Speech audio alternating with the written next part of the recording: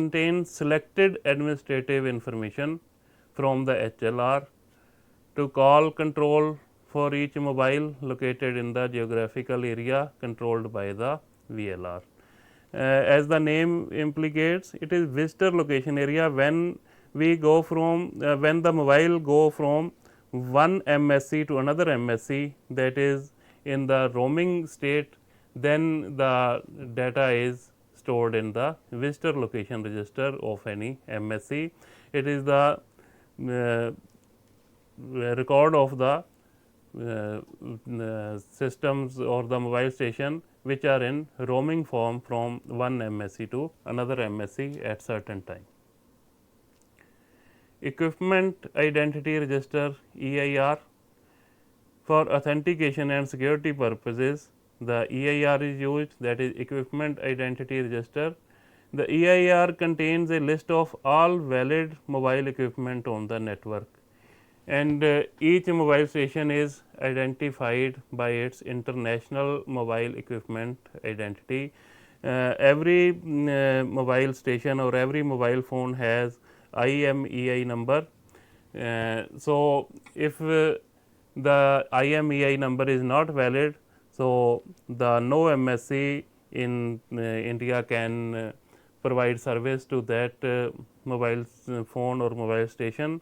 So, every mobile phone must contain an valid equipment identity number or international mobile equipment identity number.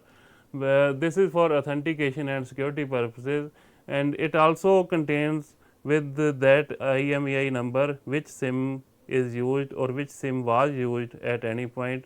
So, for in case of certain problems or any criminal cases, it can be very easily found that this mobile set was used with which SIM at which time. So, the criminal using the mobile phones are very easy to locate nowadays with the help of these authentication and security systems. So, EIR contains list of all valid mobile equipment on that network. So, this is in the MSC, the Equipment Identity Register. The IMEI, the Authentication Center, is a protected database that stores a copy of secret keys stored in each subscriber SIM card, which is used for authentication, and IMEI is marked as invalid if it has been reported stolen or is not type approved. Any mobile phone, when it is reported stolen or lost in the police station of any area, then that is reported internationally. So, when that phone will be tried to be used by any person, that will be flashing in the MSC with the SIM number, and SIM number has also the record of every user in the home location register. So, the criminals are very easy to locate with these facilities. After the certain features of GSM, now we will discuss about CDMA. So, what is CDMA? Its full form is Code Division Multiple Access. The multiple access is the access by multiple user at a certain time, that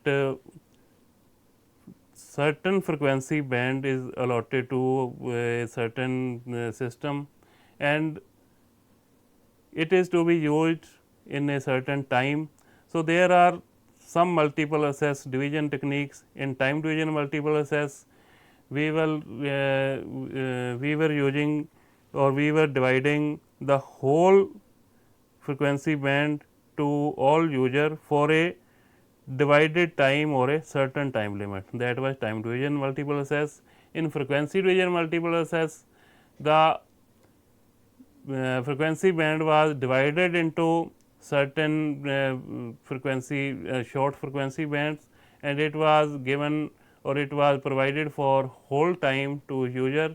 But in case of CDMA, with the invent of this multiple access technique, code division multiple access, it allow many users to share simultaneously a finite amount of radio spectrum for high quality of communication without degradation in performance of system.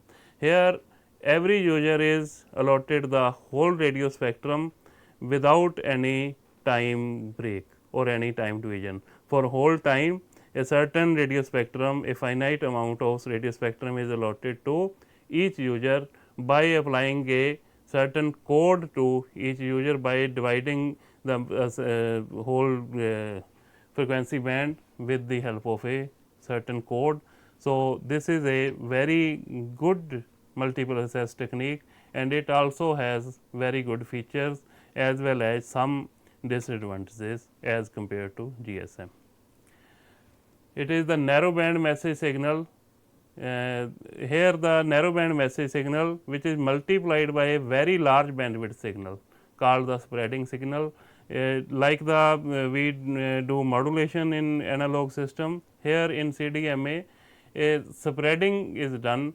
Here the a very large bandwidth signal, which is called the spreading signal, is multiplied to the narrowband message signal, and all users use the same carrier frequency and may transmit simultaneously.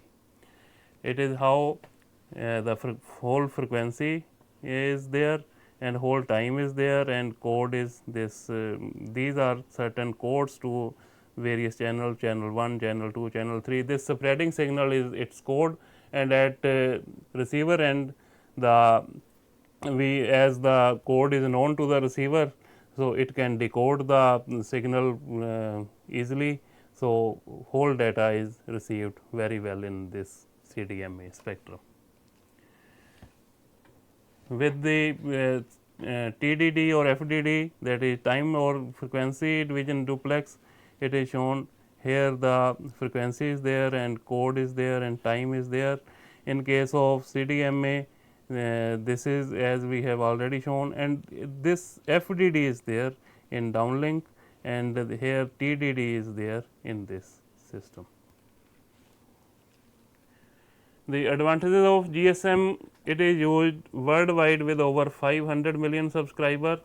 It has international roaming permitting to use one phone throughout the world, and it was started in mid of 80s, thus has become more stable with robust features. And CDMA advantages are increased cellular communication security. It is more secure because code is there. It can make simultaneous conversation. It has increased efficiency. The phones are of smaller size. Low power requirement is there in CDMA, and extended reach to more users in the same band. It has the facility of extended reach. The disadvantages of CDMA: it is of proprietary nature, so all flaws are not known, and it is relatively new technology. So, it is less mature than GSM, and it cannot offer international roaming in its unique form. Alone CDMA cannot offer the international roaming, and voice quality is poor than GSM. Comparison of CDMA and GSM: the GSM has upper hands in following fields, that is data transfer speed, national and international roaming, SIM card is there, cost factor is also there, and voice quality is good. Whereas CDMA has upper hand in following fields: it has secured communication, privacy is there, and it has good security, radiation level is also good, bandwidth is high, and power consumption is low, and area coverage is also high. In general, the conclusion can be made that both GSM and CDMA are latest and equally good technologies, having good and bad qualities both. Future aspects are there. It seems that combination of GSM and CDMA will become the long sought event for a global wireless standard for universalization of wireless technologies to get complete compatibility benefits throughout the world. So, if both technologies are meshed to each other, some work also has been started by meshing GSM and CDMA like in 3G or 4G system. So, it will become very good standard, very good global standard for universalization of wireless technology, and there will be then complete compatibility throughout the world. So, now in short time we will discuss about the mobile tracking. The mobile phone tracking refers to the attaining of the current position of a mobile phone, stationary or moving. Mobile positioning, which includes location based service that discloses the actual coordinates of a mobile phone bearer, that is where is the mobile located, how much far from any top. First of all, mobile tracking is technology used by telecommunication companies to approximate where mobile phone is present in the geographical location. Localization may occur either via multilateration or geolocation of radio signals between radio towers of the network and the phone or by GPS. The technology of locating is based on measuring power levels and antenna pattern and using the concept that a mobile phone always communicates wirelessly with one of the closest base stations. So, knowledge of the location of the base station implies that cell phone is nearby. The advanced systems determine the sector in which the mobile phone resides and roughly estimate the distance from the base station. Further approximation is done to locate the exact position of the mobile.